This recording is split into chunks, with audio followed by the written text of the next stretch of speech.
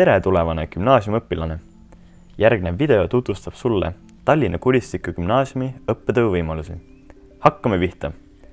Kool on nime saanud Kuristiku küla järgi, mis varasemalt siin alal paiknes.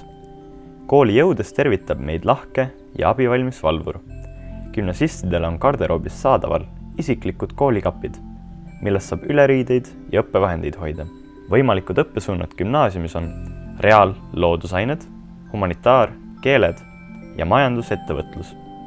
Sõltumata õppesuunast saab valida valikaineks riigikaitse, meediaõpetuse või autotehnika lisaeriala.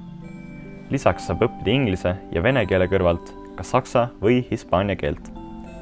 Õppetööd rikastavad kaasaegsed tehnoloogilised lahendused, näiteks erinevate programmide kasutamine kooli sülearvutite abil ning projektoritega esitluste ja videote näitamine.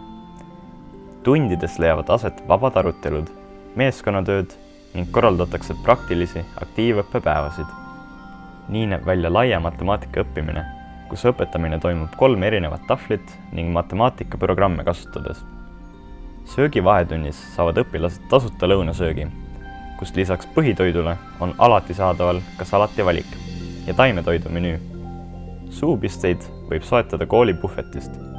Koolielu mitmekesistamiseks ning füüsilise ja vaimse taseme tõstmiseks korraldatakse mitmesuguseid üritusi, mille hulka kuuluvad spordipäevad, tantsukavade ja rammumeeste võistlus, reaalainete nädal ning kooli laulu- ja tantsupidu.